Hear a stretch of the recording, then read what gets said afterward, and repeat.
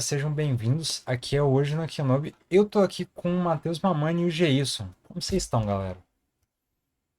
Eu estou bem. Boa noite. Como eu falei no último, bom dia, boa tarde, boa noite. Estou bem também. Estou essa noitezinha de sábado. Opa, entreguei aqui para as pessoas.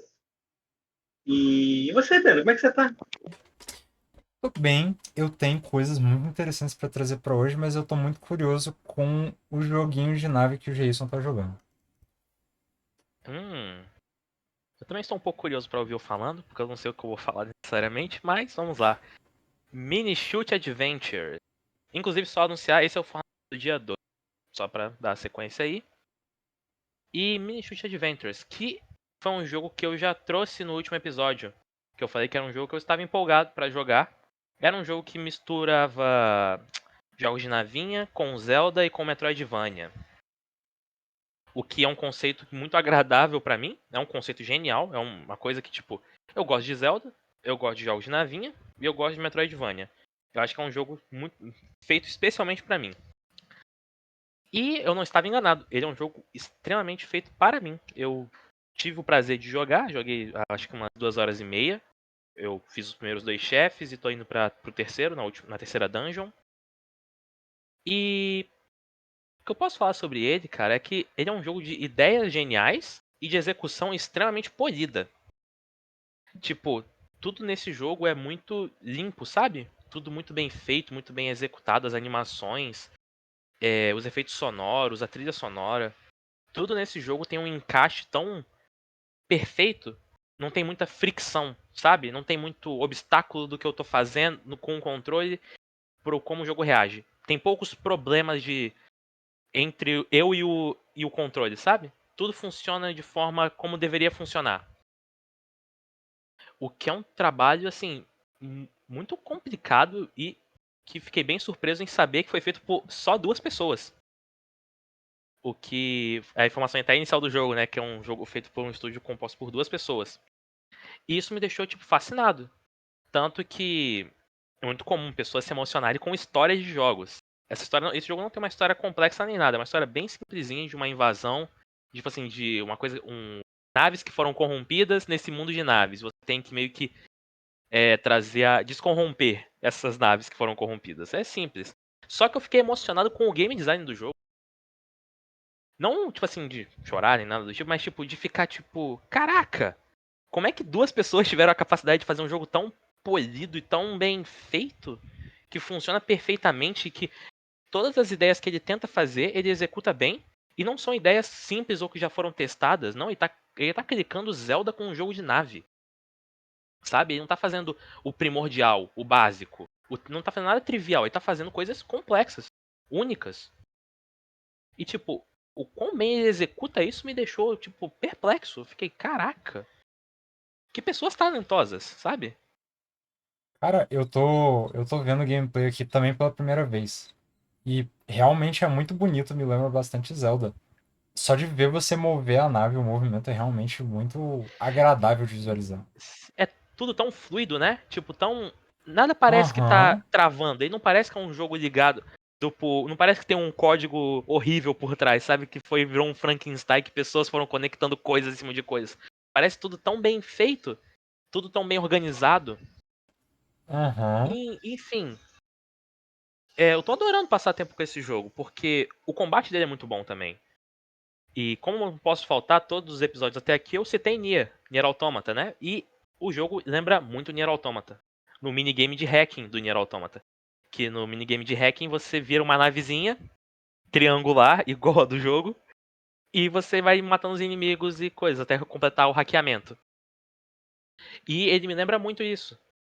Porque o formato desse minigame no Nier também é de mini dungeons, etc. E é o que acontece aqui com o Mini Shoot Adventures, que é um jogo com dungeons pequenas. E ele é basicamente um Zelda rápido e em vez de espada, você tem tiros. E o personagem se movimenta muito mais rápido. Então, ele tem uma ideia que parece muito estranha, e na ideia parece que não vai funcionar, mas na verdade funciona muito bem, porque ele só tá mexendo alguns pauzinhos para mudar a fórmula de Zelda. E isso funciona perfeitamente bem. Os chefes do jogo são muito bons, o combate do jogo é muito bom, a progressão de poderes do jogo é muito boa. Você vai adquirindo poderes conforme você vai jogando e vai tendo itens que melhoram alguma coisa, melhoram sua arma, a cadência do tiro, velocidade de movimentação. Você ganha boost, então ele também funciona como um Metroidvania, né? De você ir para um lugar, aí você desbloqueia uma habilidade. Aí voltando para aquele lugar, você vai ter um colecionável que tá lá, que aí você só consegue com a habilidade que você desbloqueou em outro lado do cenário. E é um jogo muito bem partilhado também. Quando ele não quer que você vá para um lugar, ele é bem difícil. Ele sabe meio que o level design dele te guia para o caminho certo. Mesmo sem deixar muito claro o objetivo ou coisas do tipo. Apesar que ele tem os mapas, só que eu pessoalmente tô achando muito difícil encontrar o mapa. Eu só achei o mapa de uma área e eu já tô no terceiro chefe em 3 áreas diferentes. Eu não encontrei o mapa das outras duas. Mas isso tudo na exploração do jogo também, a exploração funciona muito bem. Quando você encontra uma parede secreta, né, que vai um caminho secreto, cara, é um sentimento de descoberta tão bom, sabe? Tipo, encontrei isso daqui, que legal. É uma coisa que eu não sentia com o jogo há muito tempo. Ele me passa sensações muito divertidas, muito legais. Sabe, é um jogo muito bem feito. E aí eu queria comentar um ponto só específico que é a parte sonora dele. Os efeitos sonoros do jogo são muito bons, sabe? Coletar os itens, quando o barulhinho que faz quando você coleta os itens é tão crocante, tão delicioso. O tiro, quando o tiro batendo nas coisas, a animação quando o tiro bate numa nave e a nave meio que fica em choque, a animação dele do bichinho em choque é tudo tão legal, crocante, suculento, sabe? E a trilha sonora em si, muito bem feita. Ela encaixa perfeitamente a aventura de Zelda com o ritmo adrenalina de um. Inclusive, os chefes replicam muito bem isso. São partes bem adrenalinas de que remetem muito a um jogo de nave padrão. De progressão vertical e etc. Por horizontal, tipo Gradius e Karuga, etc. Então, tudo isso ele faz muito bem. E a trilha sonora dele eu gosto, porque além de mesclar a adrenalina, tem uma área específica desse jogo que a música eu não tenho outra palavra senão etérea. É muito linda. A composição, ela é tão calma, tão. é, Como eu posso dizer essa palavra? Que você aproveita o momento, sabe? É tão pare aqui, descanse e aproveite a música. Ele é um jogo muito relaxante nesse sentido até. A trilha sonora dele funciona muito bem de forma relaxante em algumas partes. Então ele é um jogo que mescla tudo isso, cara. Ele mescla Metroidvania, Zelda e jogos de navinha. E ainda entrega uma trilha sonora que responde a todos os gêneros que ele tá tentando, sabe? Ela sabe fazer a aventura quando ela quer ser Zelda exploração. Ela sabe ser mais acelerada quando ela quer o combate de um jogo de navinha. Mas ela também sabe que aqueles momentos de encontrei a sala de descanso de um Metroidvania, ela também sabe setar a música corretamente. Então, eu até o momento só tenho elogios pra esse jogo. É um jogo que eu estava esperando, como eu falei no último episódio, e parece que confirmou. Eu diria que é facilmente um dos meus jogos favoritos do ano até agora. Um dos melhores jogos. E acho que um dos melhores jogos indies que eu jogo em muito tempo. Se alguém quiser comentar alguma coisa, tirar alguma dúvida, algum comentário. Bacana. Eu realmente não esperava. Quando você falou que era um jogo de navinha, eu tinha imaginado aquele cenário de progressão 2D normal, em que você tá. A fase vai meio que andando na sua direção, que nem no Gradius e no Star Soldier do Nintendo 64, em que a fase vai vindo até você e você só fica indo de um lado pro outro sobrevivendo. Mas ele tem realmente exploração e dungeons e um combate realmente mais Zelda. Eu não esperava por isso. Sim, ele é um Zelda basicamente que você usa uma arma em vez de uma espada. E você se movimenta mais rápido. Cara, e o que você falou, né? Só para ver se eu entendi correto, você tem a sensação de quando você descobre algo no mapa, que você realmente está descobrindo algo, não é? Algo assim nesse Sim, sentido? sim. Cara, isso que você comentou é uma coisa que tem no Zelda. E no mais recente, né, que eu joguei Breath of the Wild, o último. Não joguei o Tears of the Kingdom ainda. mas eu imagino que é a mesma pegada. E você tá andando pelo mapa, você simplesmente esbarra com algo novo. O mapa não te disse que tem algo ali. Talvez um NPC te contou se você achou o NPC correto. Mas muitas vezes você pode chegar num local inesperado, né? E é legal o mini-shoot te passar essa sensação. Porque a gente tá num momento, às vezes, né? Que o jogo te conta muito. Um dos jogos que contam muito é o Red Dead, próprios jogos do Assassin's Creed, né? Você tem um mapa ali e você vai descobrindo áreas do mapa e aparecem interrogações, né?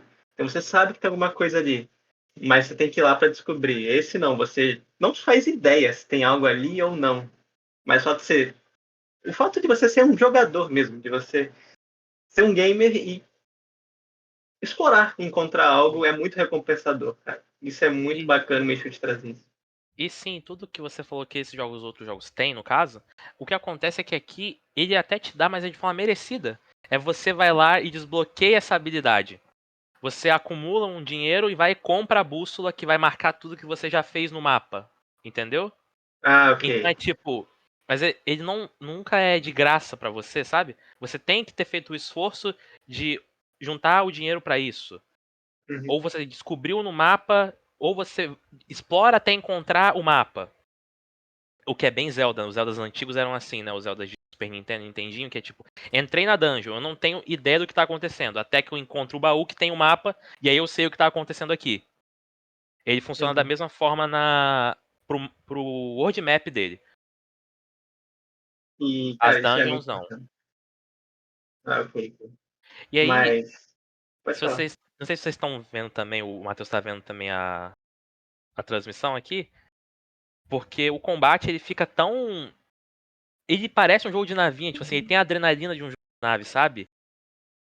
Ele também emulou isso muito bem. Não é só a parte de Zelda. Porque os inimigos também te atacam com mais velocidade. Eles preenchem a tela com tiros pra todo lado. Então tudo isso encaixar tão bem é que me impressiona. Porque o conceito é genial. Mas e Uhum. executar esse conceito, sabe? E pra minha surpresa, ele é tão genial quanto na execução. Interessante. E outra coisa que eu ia te falar, Rodrigo, achei legal ter essa pegada da transição de trilha sonora. Eu imagino que você deve estar no combate, deve ter aquela música clássica de navinha, né, de combate. E na Um hora que pouco. você falou de contemplação, né, também, pô, hora de descansar. Isso é uma coisa que não tem geralmente em jogo de nave, né? Posso estar errado. Um momento Geralmente não. é, é legal ele ter esse elemento, né? Pô, agora vamos parar, agora a gente, né? Pô, isso é muito bom. Então, Muito, algum muito. comentário sobre alguém? Ou é isso mesmo? Porque, da minha análise, é isso que eu tinha pra dizer até agora. Eu não zerei ainda o jogo. Mas ele me parece um jogo curto, porque, pelo que eu notei, são 5 chefes. Eu já matei 2, eu tô na terceira dungeon. Então, imagino que mais umas 4 horas dê pra zerar o jogo. Uhum. Cara, Bacana. realmente, eu tô assistindo a stream aqui e tá difícil não acompanhar, porque, nossa, o jogo é muito bonito de ver. É Não bonito. é? E parece Ele. que. Pode Pode falar, falar. Matheus. Não, ele entrega bem a proposta, sabe? Olha, eu sou Sim, isso e eu tô entregando isso, pessoal.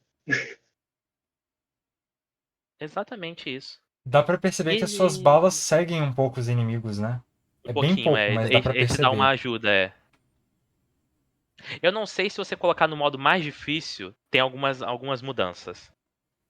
Por exemplo, quando eu tô jogando no normal. Se eu cair na água, eu não perco vida. Se eu cair em buracos, eu não perco vida. Eu não sei se eles mudariam isso no difícil. Ah, Ou se eles só iriam aumentar dano e etc. Dos inimigos. se eles seguirem a filosofia do Mega Man Zero, se você cair num buraco, você não só perde uma vida, como dá game over. Então, Porque eu. eu imagino que não faça. Ele tem um modo fácil também, então. Aí está outro ponto. Ele é bem mais acessível que qualquer outro jogo de navinha que exista por aí no mercado, tá? É Sim, o jogo mais acessível de todos que eu já joguei de navinha. O shoot 'em up, no caso. Falando termo técnico. uma Churema. razão pela qual eu não sou tão fã de jogos de navinha é que eu sou muito ruim. Eu joguei muito Gradius na época do PlayStation 2. Joguei o Star Soldier do Nintendo 64. E eu não consigo, porque eu não consigo passar da terceira fase. Eu sou muito ruim. Aham. Cara, eu acho difícil, tá? Então, é porque eu vou indo até ficar, até ficar acostumado, sabe? Não bom, porque eu acho que eu nunca fiquei bom necessariamente com um jogo de navinha, mas eu acostumo com o padrão e aí eu dou um jeito de passar. E eu gosto dessa dinâmica de ficar aprendendo os padrões, fazendo a fase várias e várias vezes até conseguir passar. Eu gosto desse padrão. Uhum. Isso é o core do videogame, aprender o padrão, É. morrer, morrer e aprender. É o core. E se eu não me engano, é, cara, não sei se vocês jogaram esse jogo chamado Space War. É um jogo Nunca joguei. antigaço, antigaço. Eu acho que as primeiras versões de Windows 95 vinham com esse jogo. Ou uma versão similar a esse jogo. Eu não tô recordando bem. Mas é um dos primeiros jogos de videogame já feitos. Era um jogo de nave também. E eu vou ter que até pesquisar depois sobre isso. Mas sim, um dos primeiros jogos de videogame já feitos foi esse jogo chamado Space War. E eu tenho a impressão que alguma versão de Windows trouxe ele de fábrica. Naquela época que o Windows vinha com joguinhos de sinuca, de Uhum. pinball, de Nossa, eu paciência. lembro. Eu lembro disso. Tinha um jogo de nave que ele era meio físico, no sentido de você tinha a propulsão, e você fazia a propulsão e a nave continuava andando. Até você fazer a propulsão lá do contrário. Porque os jogos de navinha de hoje em dia meio que é quase andar, né? Na tela. Esse Sim. não, você tem a propulsão, tem que girar a nave, que é a propulsão pro lado contrário pra você perder o empuxo que você teve antes. Que massa! Aí era um jogo de destruir asteroide, né, cara? E é bacana como a indústria ela sempre tá voltando nesse gênero de navinha. Que é um gênero muito, muito, muito antigo. Tudo bem que fica mais específico, né? No caso mais tradicional. Mas sempre o estilo de nave, né? A estética da nave tá presente na história dos games. Isso é bem bacana de ver. Cara, eu acho que eu joguei esse jogo dos asteroides. Eu tenho uma memória extremamente vaga disso. Cara, esse jogo ele é um jogo de nave muito diferente. É muito diferente. Só por causa dessa propulsão, né? Você faz um. Aí ela vai. Até você pro outro lado. É muito. Tem um E eu jogo acho chamado. que. Pode falar, Pode Wilson. falar. É que eu acho que esse gênero é muito usado até hoje, né? O gênero de jogos de navinha, porque ele, querendo ou não, ele tem uma base simples de realização, sabe? É uma Uhum. base simples e que funciona. E aí você pode incrementar ideias em cima dele. Então é um gênero muito customizável pra dar certo, sabe? Mesmo o jogo mais medíocre, ele ainda é divertido. O jogo mais medíocre de navinha consegue te entreter por algumas horas ainda. O jogo mais medíocre de navinha consegue ter mesmo. Isso é verdade. Fora que a estética da nave é muito. Muito bem-vinda, né, cara? Não é à toa que Star Wars é um baita de um sucesso que é quase um filme com navinha. Tudo bem que tem muito mais. Mas, pô, as naves de Star Wars conquistam a gente com certeza. E os jogos também. Cara, a cadência de spawn dos inimigos nesse jogo também é muito agradável. Quando você acha que você terminou de matar todos eles, aparece mais um. Sim. E no início do jogo ele é um pouquinho mais difícil que o normal, porque tá vendo? O seu dano é muito baixo quando tá Sim. aparecendo no gameplay. Aí foi eu descobrindo o mapa. Você E descobre o mapa ali. falando em Bacana. propulsão, Matheus, tem um jogo que eu gosto muito, apesar de eu reconhecer que ele não é tão bom hoje, chamado Elite Dangerous. E é um jogo muito bonito. Você controla uma nave e tem dois modos de voo. Tem o modo assistido e o modo manual. E aí uma vez eu apertei o botão no modo manual sem querer e eu não sabia o que estava acontecendo, porque eu não sabia o que eu tinha apertado. Eu sabia que eu não conseguia mais voar. Porque era isso, eu dava propulsão pro lugar e eu soltava os controles e a nave não parava. E eu ficava tipo, o que que tá acontecendo? Eu fiquei rodando uns 5 minutos dentro de uma estação espacial. Devo ter Caraca, quebrado todas as leis de limite de velocidades em território com outras naves voando. Até eu descobrir o que eu tinha feito. Foi muito engraçado. eu não conhecia esse jogo, não. Mas eu acho legal trazer essa ideia, né? Que é bem diferente. Porque geralmente vai nesse padrão. Mas quando você brinca com o empuxo, é uma pegada que você tem que se acostumar na hora. Opa, como é que anda aqui? Aham, e não é fácil não. Eu acho difícil até hoje. Eu só vou deixar uma menção honrosa aqui sobre jogos, videogames e navinha, né? Star Wars Battlefront 2, a versão de PlayStation 2. Um modo de combate espacial ali com as naves é lindo, é uma Uhum. delícia. Acho que é o melhor já feito, Super Star Wars Squadron.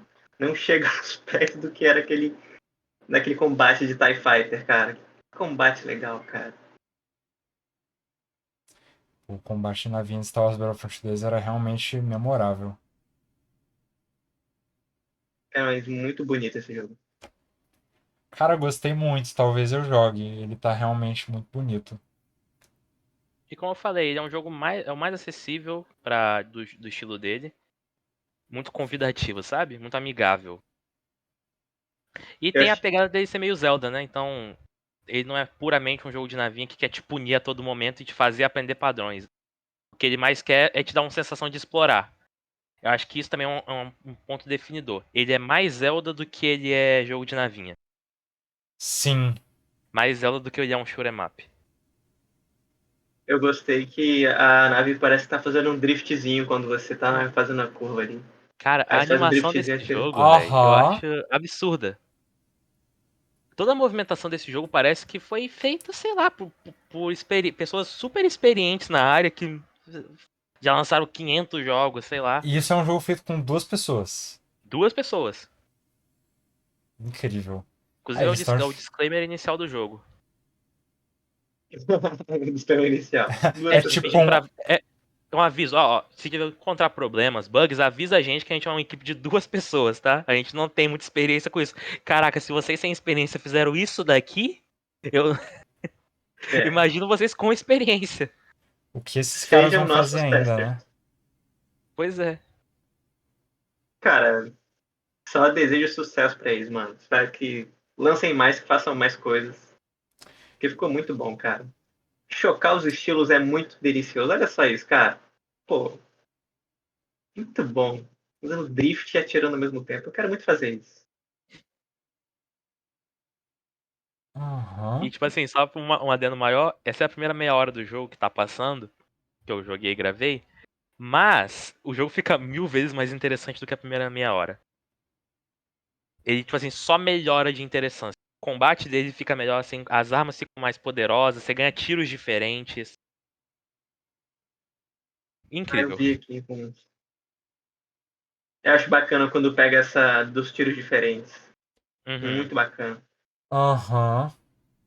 Fica meio teleguiado, ele multiplica. Nossa.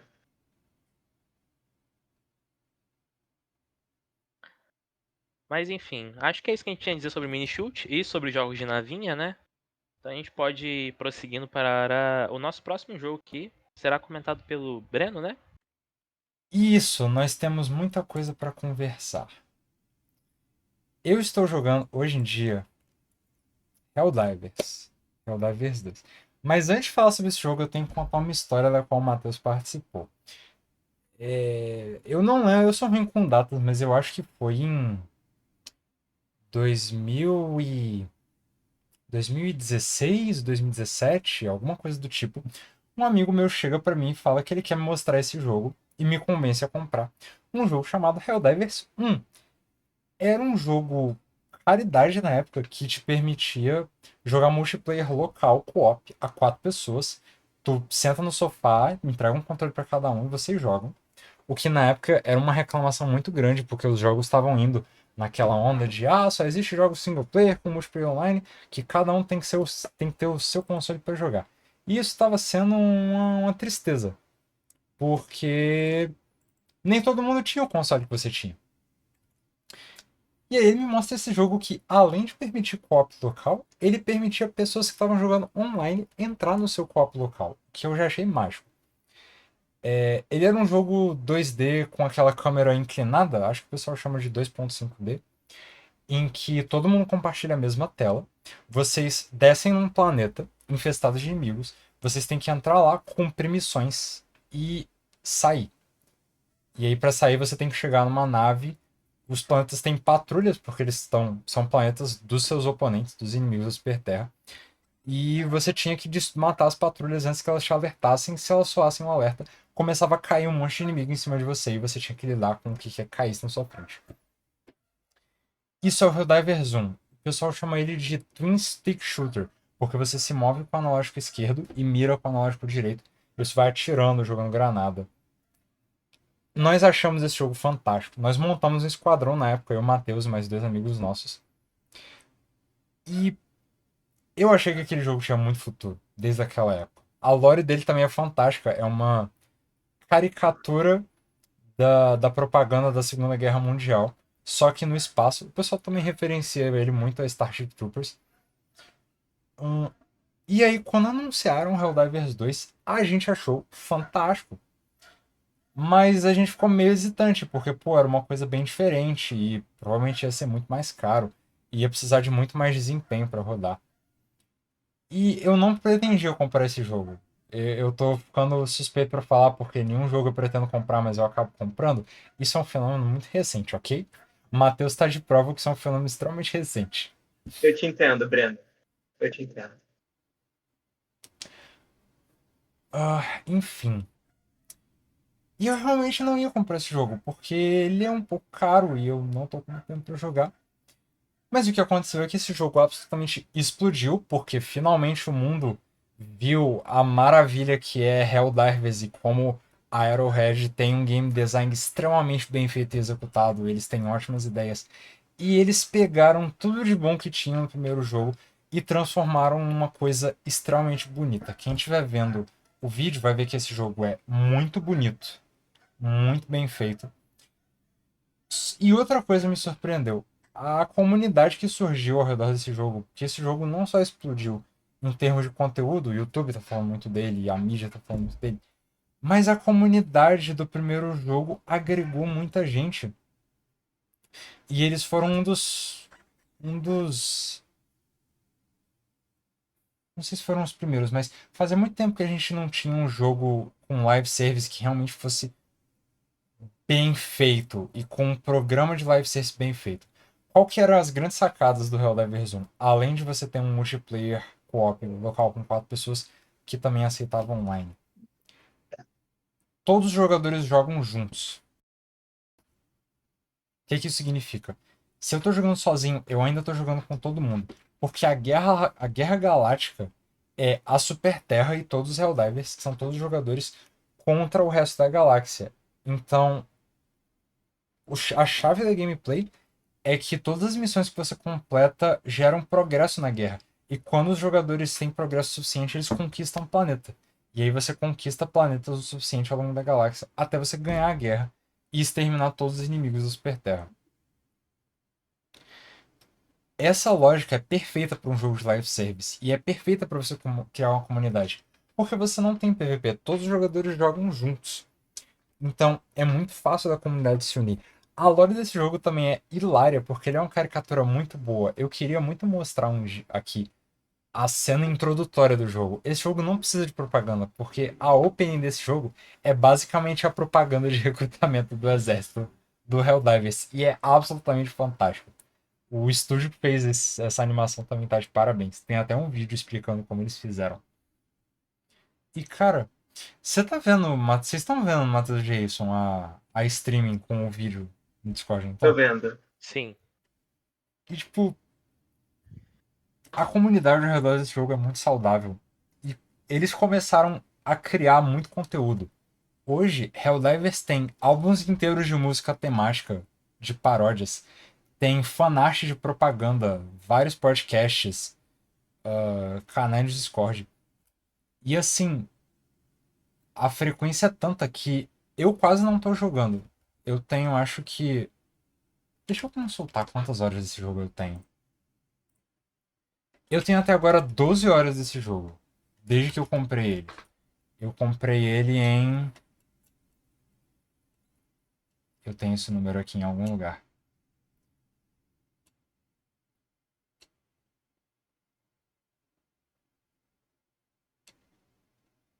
Ok, eu comprei ele em mais ou menos final de março, dia tipo 20 de março. Eu tenho 12 horas desse jogo. Em quase um mês. Eu joguei muito pouco. Mas a comunidade tá fazendo tanto barulho e tá tão vocal e tão participante que no meu dia a dia eu, tipo, vou pra faculdade ouvindo o jornal do dia de Helldivers, porque eles fazem um podcast, um canal do YouTube, eles fazem essa coisa simulando como se fosse um noticiário semanal diário. E eu tô acompanhando o que tá acontecendo na Guerra Galáctica, eu tô participando.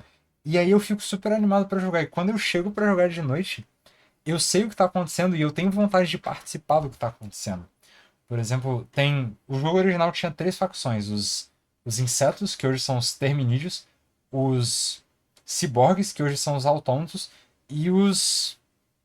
Ai meu Deus, eu esqueço o nome.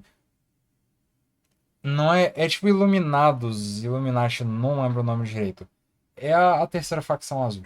Que nem então, nem existem no Helldivers 2 ainda. É muito legal ouvir alguém falando de Helldivers 2 e eles perguntando: ah, que legal, nós temos duas facções, não tem mais nada. Aí a gente vira pra eles e fala: tá vendo aquele espaço vazio ali no mapa? Vai ter mais coisa assim. E eles são muito difíceis de lidar com. Então, assim, 30% desse jogo é as mecânicas extremamente bem feitas e a experiência de jogo incrível. A trilha sonora é absolutamente fantástica. Eu queria mostrar a trilha sonora da entrada, de quando você entra no planeta. É uma cena muito cinematográfica. Todo jogo é muito cinematográfico. Os outros 30% são a comunidade, de você compartilhar a lore com a comunidade e tá imerso, tipo, ouvindo os podcasts, ouvindo o que tá acontecendo. E os outros 30% é a experiência de fazer história. Porque os eventos que acontecem nesse jogo, eles entram pra história do jogo. E é muito legal você chegar pra alguém que acabou de entrar do jogo e falar: eu participei do. Ai meu Deus, como é que é Siege em português? Do cerco. Eu participei do cerco a Malevolent Creek. Quem estiver vendo o vídeo vai ver que meu personagem tá usando uma capa vermelha. Uma capa com uma caveira vermelha. Essa capa foi um evento que teve que os jogadores apanharam muito para participar de uma campanha num planeta chamado Malevolent Creek. E aí a gente falhou na missão de conquistar ele. E a comunidade ficou muito bolada. Fizeram muitos memes de como foi difícil. Foi muito emocionante. E aí, os devs mandaram outra ordem pro exército. A gente retomou Malevolent Creek.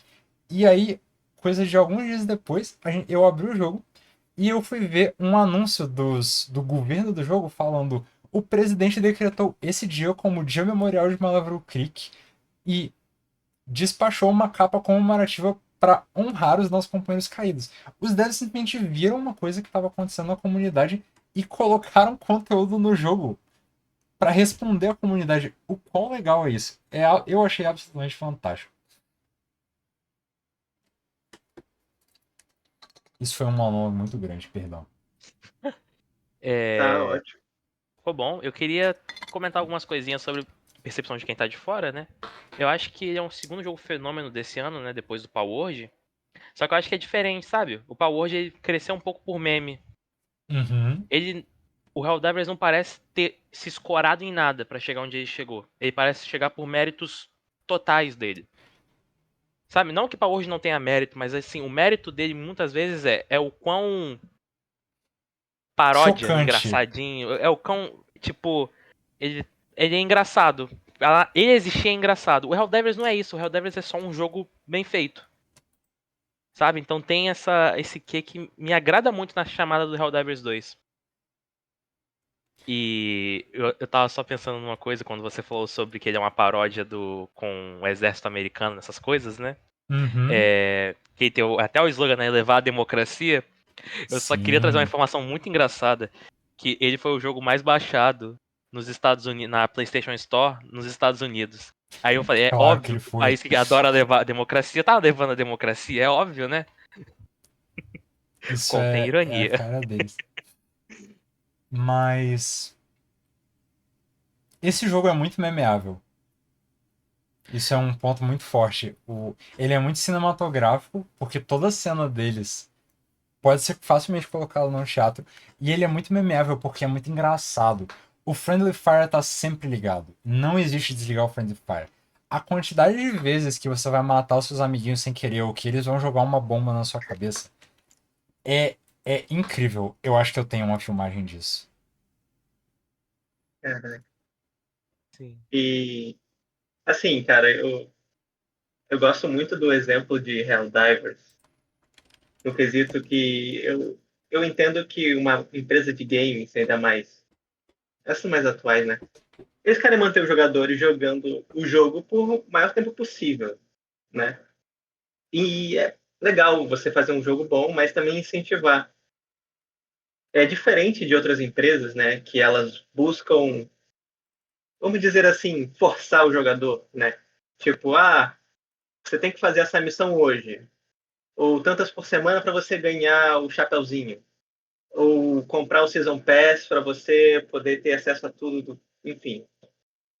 O Helldivers, ele cria esse engajamento usando a comunidade. Cara, olha que bacana, velho. Eu acho que Uhum. essa é a forma correta de se manter os seus jogadores engajados. Porque você está fazendo as missões, a sua missão impacta na grande história do jogo, então você está fazendo parte da construção desse jogo. E a comunidade está se ajudando o tempo todo. E um dos pontos de ser um PvE, né, que é o jogador contra a máquina, dá a sensação ainda maior de coletividade. Né? Não, pô, bora se ajudar mesmo. Bora fazer algo que uma dica para ajudar todo mundo, até quem sabe coordenar, né? Talvez tenha algum tipo de coordenação de qual ponto vai atacar primeiro, qual ponto vai Uhum. atacar depois. Imagino que tem algo assim. E mais uma vez, né? O impacto de outro jogador impactar no seu gameplay, né? Isso é muito bacana, cara. Isso é o jeito correto de se engajar a comunidade, de engajar os jogadores. Pois é, Matheus. Inclusive, eu achei interessante o que você falou disso, porque é o jeito correto, até porque eu acho que os outros jogos que fazem você, tipo, as diárias, entre aqui hoje pra pegar, pra fazer essa missão específica. E querem fazer É você entrar todo dia sem isso, é falta. quase como fosse tá batendo ponto. Bater ponto. Eles agem como se você estivesse num trabalho, É. sabe? Isso, Uhum. eu não consigo ver isso de uma forma decente, sabe? Esse jeito que outros jogos fazem, de querer tratar o jogador como. Não, você tá aqui, é um seu trabalho tá aqui, sabe? Você vai bater o ponto todo dia aqui. Mas só quem tá ganhando com isso é só a empresa, você não. Então, tipo, me incomoda Deixou de ser muito, um sabe? jogo, cara. Eu Isso, acho que deixa de ser um deixa de jogo ser e um vira um jogo. trabalho. Deixa de Eu ser um acho que jogo. essa é uma das maiores coisas até com jogos de futebol, de esporte hoje em dia, é isso, porque muitos desses jogos você entra lá, bate o ponto pra ganhar uma cartinha do negócio. Cara, é. E é uma E coisa muito individualista. É pra você a cartinha. sim. Aqui E aí, não. se você não entrar, você não ganha. Exatamente. É uma coisa muito legal. Acho engraçado que você fala exatamente as coisas que eu queria falar, Matheus. Isso não foi combinado, tá, gente? Só pra constar.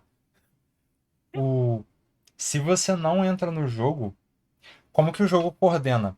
Tem um Game Master controlando a movimentação dos inimigos na galáxia. E ele também é quem coordena as ordens do comando da Super Terra. Não dentro da lore, mas tipo, os desenvolvedores avisaram que tem uma figura chamada Joel que coordena isso por parte dos planos. É quase como se fosse uma campanha de D&D em larga escala, uma campanha de D&D com 300 mil pessoas. Caraca, E ele dá o que a gente chama de Major Orders, as ordens principais. E aí ela aparece no mapa da galáxia. Quando você abre o mapa, ela aparece no canto. E aí ela, por exemplo, mantenha controle sobre esses dois planetas, ou conquiste tal planeta para conseguir tal coisa. E aí, essas Major Orders, elas valem medalhas, que são uma coisa que você pode usar no jogo para comprar outras coisas, tipo armas novas, equipamento, skins e tal.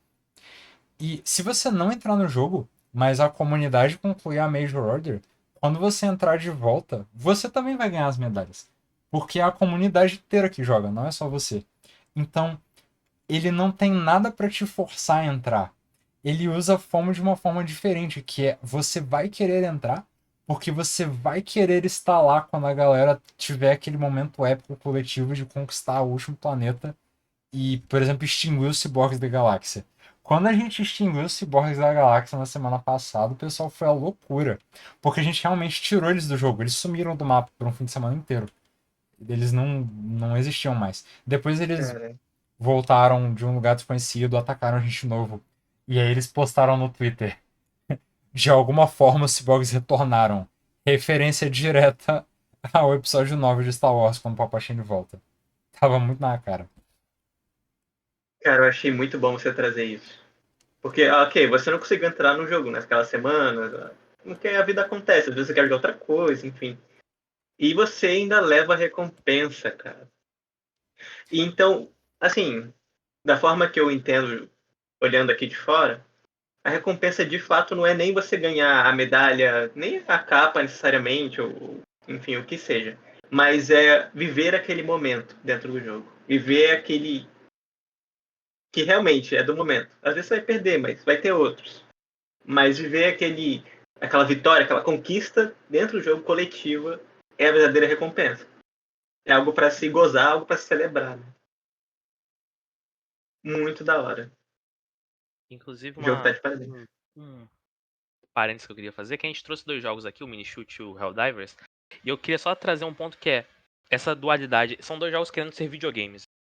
Eles querem ser divertidos, eles querem fazer uma coisa interessante pro player. Eles são diferentes, como o Matheus falou, dos jogos que querem essas coisas de diárias, etc. Que são uma coisa tão séria. Como me irrita, tipo assim, eu fico um pouco cínico com a forma como jogos lidam hoje em dia de tipo, a gente é muito sério, nosso jogo é muito sério. Nossa, olha como aqui é um lugar de pessoas que vão ser profissionais dos jogos e ver disso daqui. E eu acho super legal como são jogos que aqui a gente tá trazendo 2 jogos que são super. Cara, joga videogame é uma diversão, sabe? É só um hobby. Se diverte aí com essa história que a gente tá criando e curte o final de semana, sabe? Então, é um espírito que eu acho que às vezes é preciso ser resgatado mais na indústria, de vez em quando. Uhum.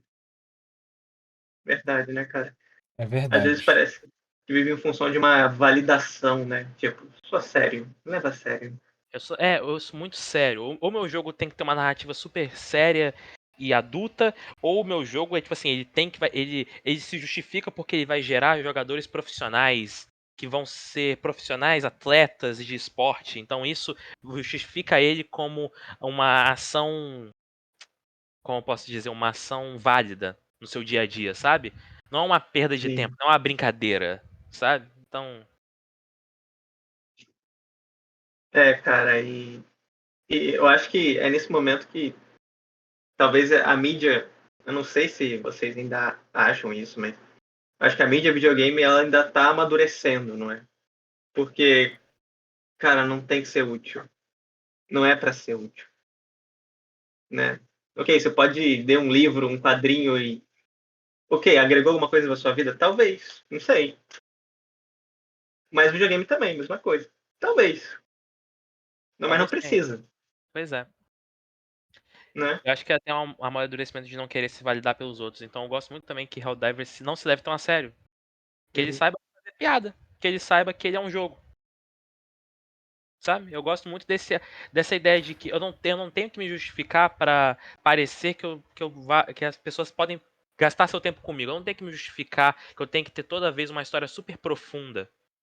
Uhum. Ou que tem que ser temas super sérios e adultos.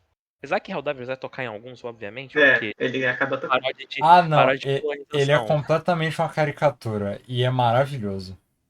Então, tipo, feliz. Eu feliz que esse jogo exista, que esse jogo tenha feito tanto sucesso como ele tá fazendo. Não, perfeito, cara. Eu tô louco pra jogar esse jogo. É... Quase que eu compro pra jogar com o Breninho aí, mas O comprei bolso uns chora, né? quadrinhos. E também acho que é um bom indicativo pro futuro do PlayStation, né? Porque eu acho que esse é um jogo vendendo tão bem no PC, eu acho que talvez incentive mais ainda a Sony a continuar lançando seus jogos pra PC. E começar a Nossa, trazer por jogos no favor. lançamento do PC para Isso. PC, não só, entendeu? Porque esse é um dos primeiros que ela traz dia 1 PC e console, né? Ela costuma trazer seus jogos para console e 2 anos depois ela tem trazido para PC. Eu espero que a partir desse comece a ter mais jogos que lancem ao mesmo tempo. Perfeito. Eu só queria comentar, né, que o Breno citou Starship Troopers. Sim. Pra quem não conhece, né, é o filme chamado Tropas Estelares. Ele é um filme bem antigo, de 97. Ele passava no SBT de noite, se alguém tem essa lembrança. Mas é baseado em um livro também. Mas o filme, né, Tropas Estelares, que chegou aqui no Brasil, é um excelente filme. Assim, não vou dizer um excelente filme, mas é um bom filme. Dá pra você assistir, é um bom filme de ação. E ele tem essa pegada crítica, né, de você faz crítica ao militarismo, ao serviço militar, a essas ditaduras que trazem a democracia, né? E eu fui ver essa propaganda do Helldivers, do 2, né? Que é sobre alistamento. E tudo bem, a fonte dos dois é a mesma, né? Propaganda de recrutamento da Segunda Guerra. Mas a estética dos dois é muito parecida porque o inimigo é comum, é um inseto, né? Que eles têm que matar. Nos Tropas Estelares também, eles viajam para a galáxia matando os insetos que atacam a Terra. E eles também são uma rede federal, ó, cheia da importância humana, da grandeza humana. É um filme que eu recomendo. É isso. Quer trazer É mais alguma bacana. coisa, Jason? Eu acho que o pessoal já cansou de me ouvir babar no Helldivers. E eu já era apaixonado pelo primeiro jogo. Eu tô muito feliz que o segundo jogo despontou e agora eu tenho infinitas pessoas para falar sobre ele. Eu espero que quem estiver ouvindo, se algum dia joga, aprecie ele tanto quanto eu. Eu espero só um dia, eu acho que jogar esse jogo. Esperando aí um preço mais barato. Quando você pegar, ô, Giz, me avisa que eu pego junto. Aí a gente Aí eu faz o espero. esquadrão aí de 3 mais um. Pois é, a gente fecha aí um esquadrãozinho de Helldiver. Gente, library Pô, compartilhada da Steam. Eu quero ver vocês jogarem pra ver se vocês vão ter as primeiras missões iguais às minhas, porque nossa, eu sou tão ruim nesse jogo quando eu comecei. As minhas primeiras missões foram um desastre. só uma coisa que eu vi, eu não joguei, então não sei, né? Mas eu vi que o início do jogo ele é um pouco meio não tão amigável, né, com o jogador. Ele é um pouquinho complicadinho de começar, não é? Depende. Se você faz a primeira missão na primeira dificuldade, e acho que é a única que está disponível para você, Hum. eu não sei. É porque eu já joguei um, então eu meio que sei o que vai acontecer. Eu Ah, não ok. consigo ter experiência de alguém que não faz ideia do que raios vai acontecer. Mas o Entendi. tutorial dele é muito bom em te avisar as várias diferentes formas que você pode morrer, ser explodido, ser. Enfim. Ah, Uhum. então, sei lá. Quando eu cheguei na dificuldade 3 eu dei uma travada. Aí eu já precisei entrar no multiplayer. E aí os jogadores veteranos, eles vão indo nas dificuldades mais baixas para ensinar os players que estão começando como é que funciona e como é que você lida com as coisas. E isso é por design dos devs, tá? Isso não é puramente a bondade do coração dos jogadores. A forma como eles desenharam o sistema de progressão incentiva isso. Pô, bacana. Entendi. Bacana ser dessa forma. Nossa, lembrei até de uma. Tudo bem, né? O jogo incentiva, né? O jogador mais veterano ataca com os mais recentes. Uhum. Ah, interessante. E É... Ah, pode falar. não, eu acho que eu não tenho mais nada para acrescentar. Se o Matheus tiver alguma coisa. Eu ia comentar que eu joguei, né? O Breno citou aí que a gente tinha um esquadrãozinho pequeno lá no Helldivers 1. Cara, naquela época eu já achei o jogo divertido. Só que eu acho que a única coisa que não me amarrou tanto foi que a visão do jogo de cima, acho que eu não curti muito, que, né, que você vê, a câmera fica de cima, né? Aí você olha todo mundo e a tela fica limitada, né? Se não me engano, você não pode se distanciar muito, porque senão a tela acaba ficando travada. Então tem Sim. que estar sempre os quatro na mesma, bem próximos, né? Eu acho que eles tomaram uma excelente decisão de ser dessa forma, né? De ser em terceira pessoa, cada um com sua câmera. Eu acho que foi muito ideal, muito adequado dessa forma. Uhum. Inclusive, pode cada um ir pro canto, cada um fazer uma missão e todo mundo se encontra no final. Boa sorte pra quem for tentar fazer isso. Boa sorte. Boa, o cara vai ter que ser bom. Boa sorte. Eu não tanco, não. Vamos ver. Mas é isso. Mais alguma coisa, G? Sobre o Helldivers, acho que é isso. E podemos seguir para o último tema desse podcast, que Isso, é. gente. Eu vou comentar. Na verdade, essas semanas eu não joguei tantos jogos por questões. Mas eu consumi uma mídia específica. Eu consumi quadrinhos, né? Que é uma mídia que eu consumo bastante. Bom, sou muita coisa. Realmente é um ciclo a minha vida. Aí, videogame, quadrinho, livro, filme. Aí eu tava essa semana consumindo esse quadrinho chamado Diomedes. É um quadrinho de 99, se não me engano. É um quadrinho 100% brasileiro, do Lourenço Mutarelli. Acho que poucas pessoas talvez conheçam o Lourenço Mutarelli. Ele tem alguns livros, algumas peças de teatro. Do Mutarelli, o que eu conheço é aquele filme O Cheiro do Ralo, que tem o Selton Mello.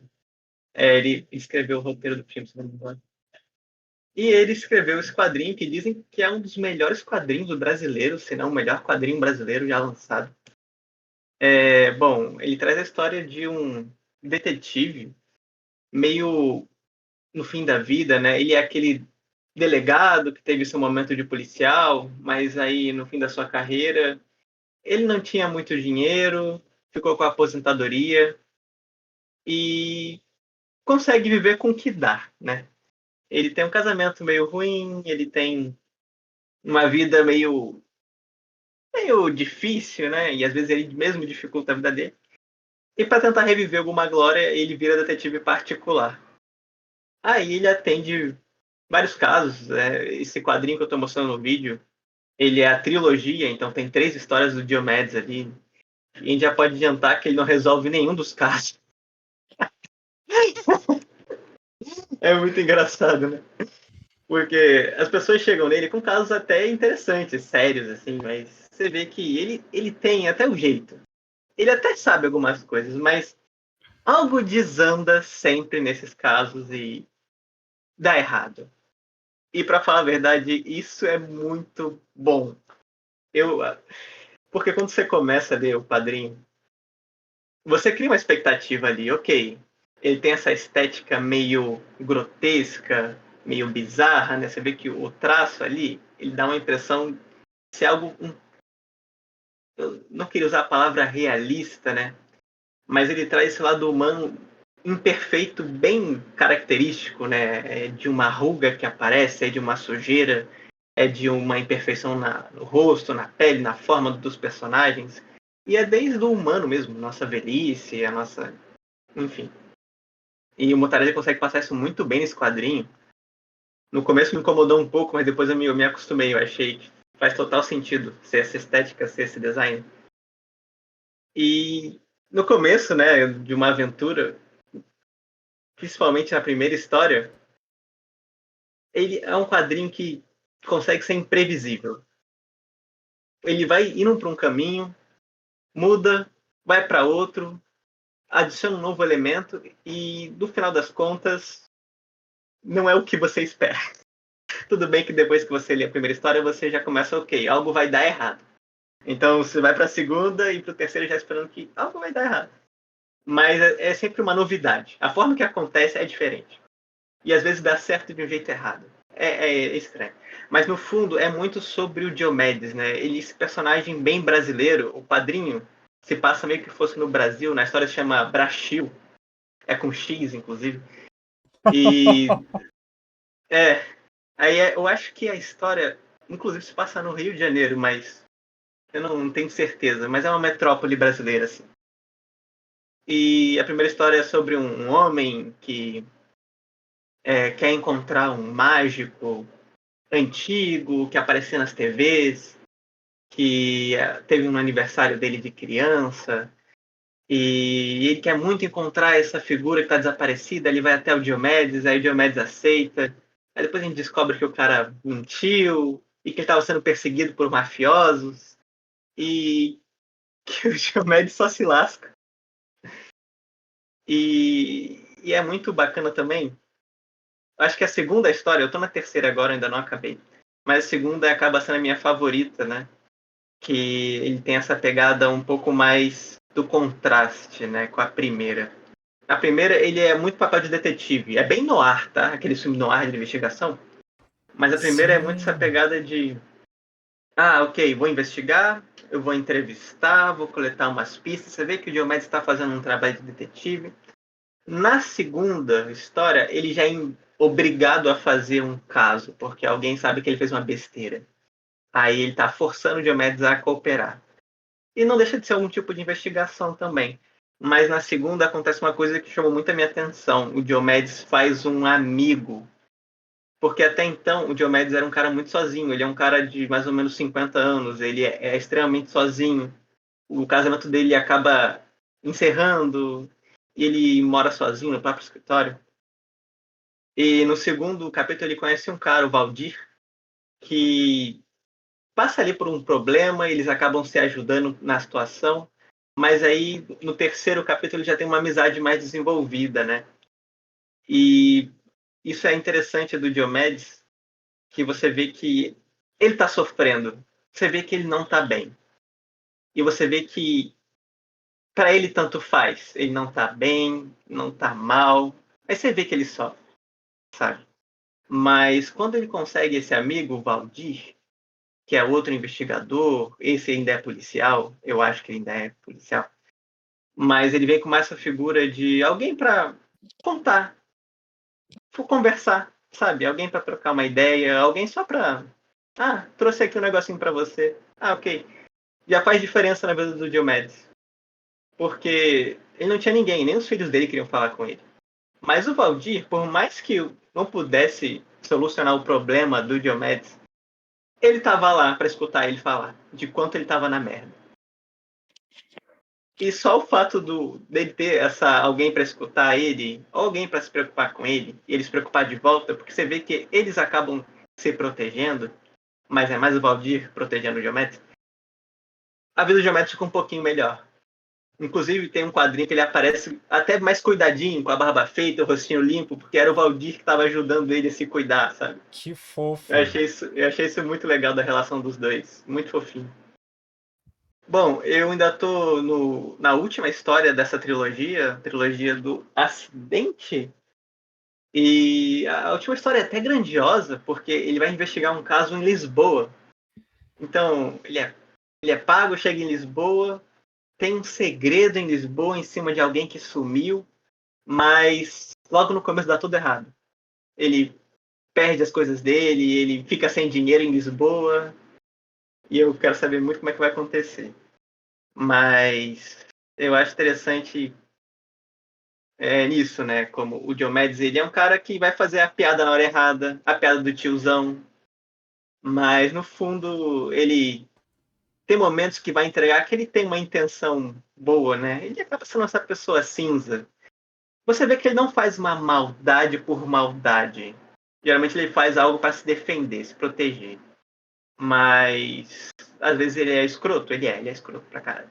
Mas no geral ele, ok, vai tentar ficar na dele, fazer o certo à medida do possível. E esse quadrinho, ele é meio adulto, tem mais cenas de nudez, mais cenas de sexo. Inclusive tem uma cena que é muito engraçada, que é relacionada a isso. Eu não sei se eu comento sobre isso aqui.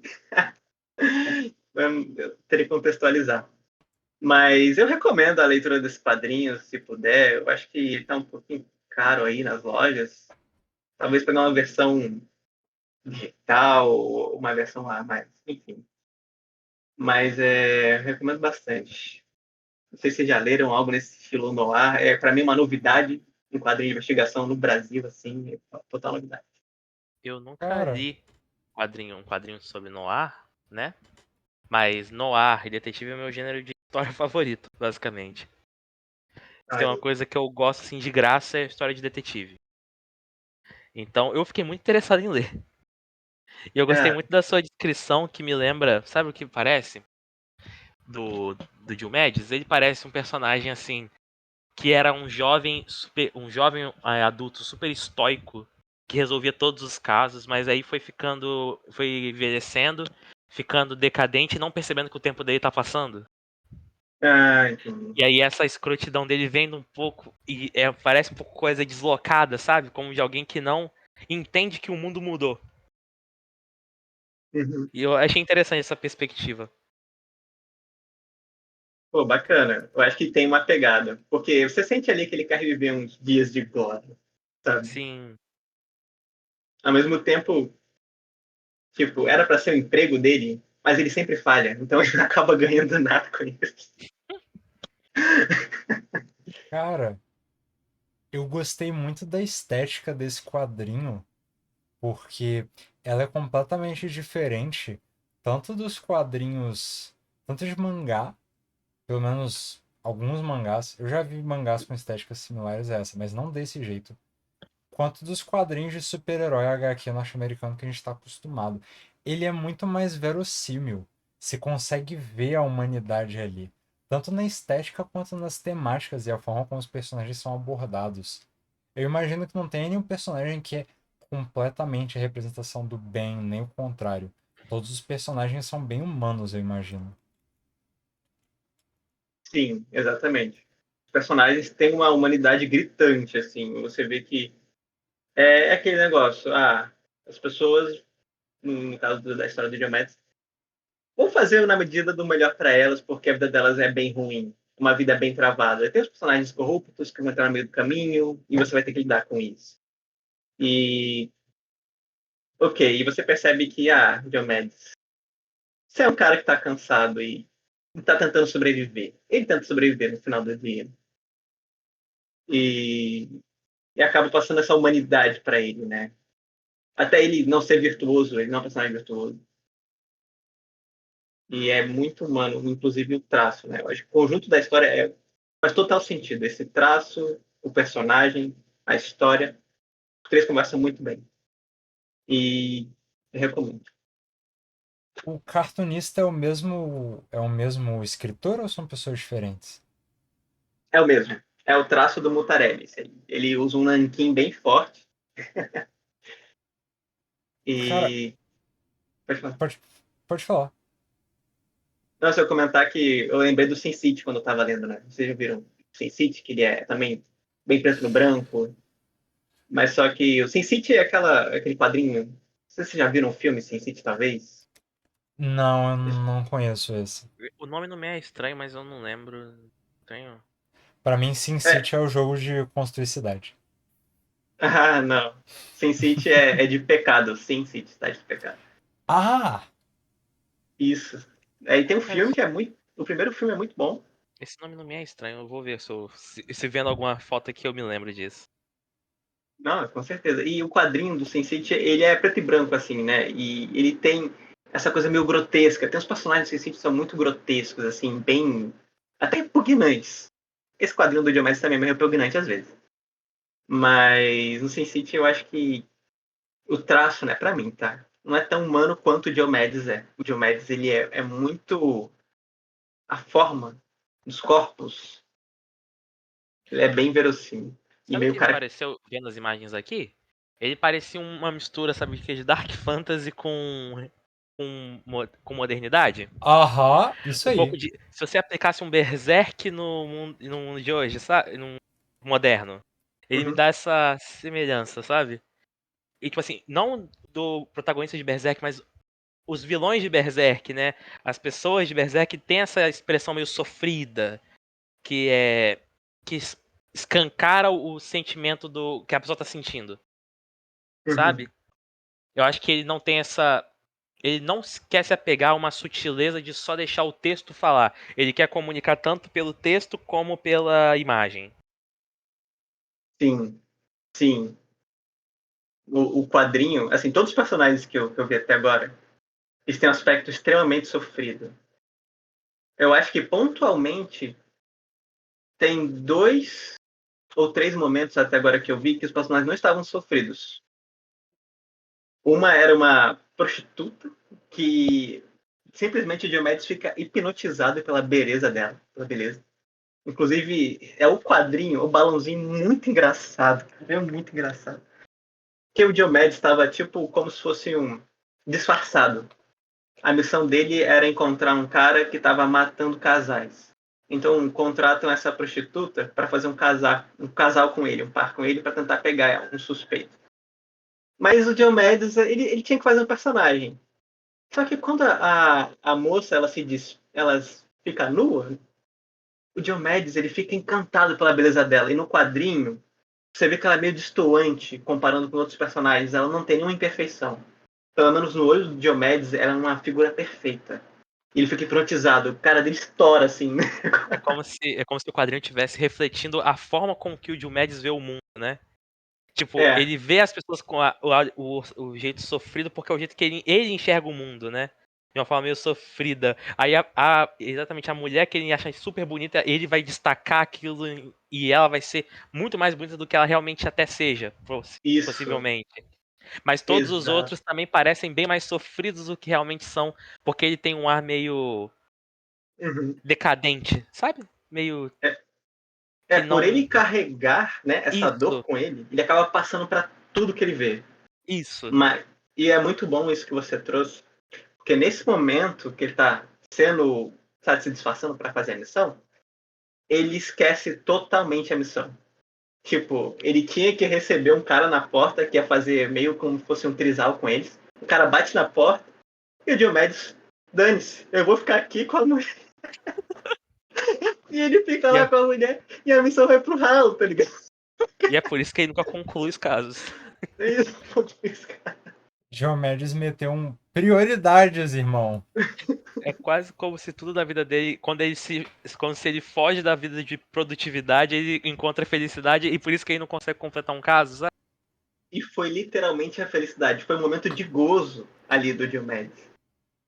Foi tipo, é aqui, irmão. Não tem mais, acabou, tchau. Não quero nem saber. Você tinha falado E, que tem alguma coisa do balão de quando ele fala. do quadrinho, era mais a expressão facial que ele tem quando ele vê o Ah, corpo da tá. moça. É tipo, cara, é uma expressão que é muito boa. Eu posso até mostrar aqui, não sei. Tudo bem que a página é meio. Depois eu mostro pra vocês. Porque a página tem nudez, então eu vou mostrar aqui. Melhor não mesmo. É, Verdade. mas é muito bom essa página específica, né? Porque tem outras pessoas, como se eles escutaram uma escuta no quarto. Ah, eles estão escutando? Aí um deles fala assim: Ué, o que ele tá fazendo? Ele não vai abrir a porta? Tá se... Cara, é muito Ai, engraçado. ai. Esse quadrinho consegue te passar Incrível. muito, muito engraçado. Outro momento muito engraçado também que eu tive foi que ele tem que enganar uma pessoa que ele fala inglês. Ele sabe falar tipo duas palavras.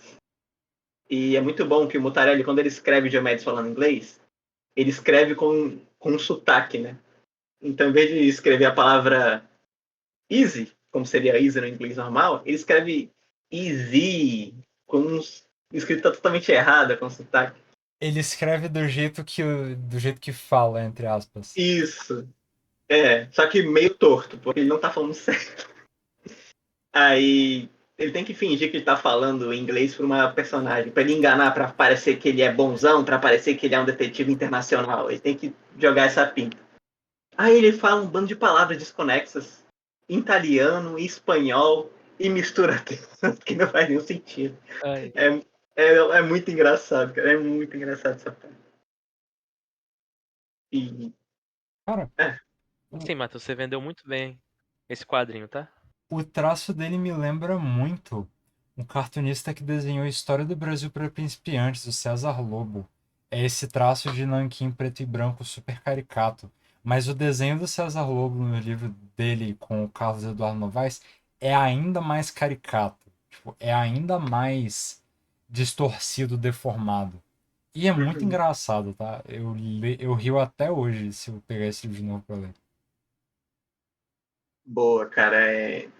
Realmente, você falou, parece caricatura, né? É meio grotesco, meio caricatura. Parece que o tempo todo é uma caricatura que tá fazendo ali mesmo.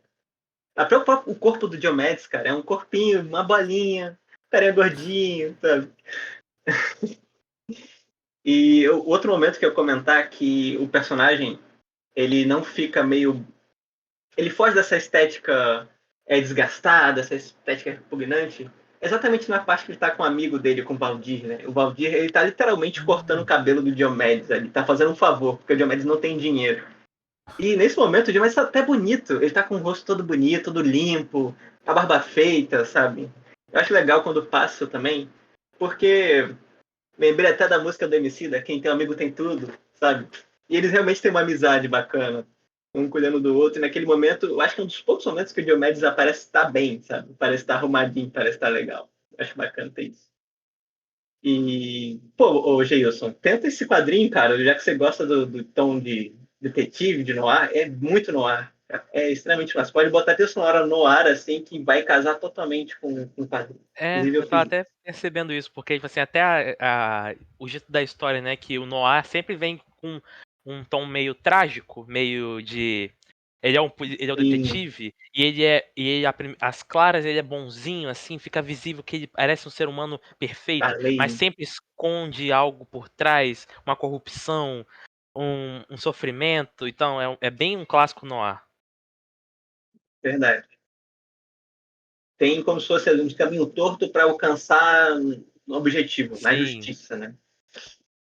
Então, gostei bastante da indicação e da sua explicação também, Matheus. Ficou ótimo. Muito bem vendido o quadrinho. Ok? Eu vou acabar em breve, se alguém quiser emprestado, eu posso prestar sem problema. Isso ajuda os amiguinhos a economizar dinheiro. Então, tem que ser, tem que ser. E é isso, gente. Um bom quadrinho. Quer comentar mais alguma coisa, Geilson? Não, não, acho que a gente comentou o que a gente queria sobre 2 jogos, um quadrinho. E acho que a gente comentou bem tudo que a gente queria comentar. Beleza. Só pra finalizar então, a gente recebeu mais feedback. O último episódio ficou muito grande. Então a gente vai Fato. tentar fazer coisas mais curtas a partir de agora. Nós tentamos achar o máximo de gameplays possíveis, mas o quanto a gente consegue gravar também é limitado. Então eu ia sugerir o seguinte: se alguém por aí quiser que a gente fale sobre algum jogo ou sobre alguma temática específica, a gente está querendo abordar coisas de game design também. Mas podem sugerir pra gente nos comentários, nas respostas do Spotify, que a gente tá olhando tudo. E se vocês quiserem também, mandem gameplays de vocês, que vocês queiram comentar sobre algum tema específico. A gente vai adorar ver gameplays e comentar sobre, se for alguma coisa que a gente tem algum conhecimento. Também se alguém quiser algum dia específico, especial aí, fazer participar aqui também, falar sobre algum jogo específico, a gente também tem portas abertas para isso, né? A trazer Sim. convidados. Cara, é porque tem tantos jogos que a gente não conhece. Por exemplo, eu não joguei Dragon Age ainda. Eu conheço pessoas com 2.500 horas de Dragon Age. Eu adoraria trazer as pessoas aqui para comentarem sobre. É uma Então, experiência se grande. alguém quiser e quiser tiver contato com a gente, né? Ou pode deixar pelos comentários algum interesse, né? Uhum. Nesse sentido, a gente está aberto a conversa sobre isso no futuro. É bacana E trocar experiência com mais gente. não, com certeza. Eu quero muito trazer convidados para cá. Eu acho que ia ser bacana formar pequena comunidade com pessoas vindo e dando o aval. E também ia pedir para as pessoas comentarem aí no YouTube o que elas estão consumindo agora, se é um quadrinho, se é um videogame, qual videogame, para poder ter noção também como é que as pessoas estão aproveitando o seu tempo. Se for uma série, se tiver igual eu assistindo Fallout, Boa, boa. Tem que assistir mesmo. Fiquei curioso para ser. Mas é isso, galera. Acho que encerramos por hoje. Falamos sobre bastante coisa.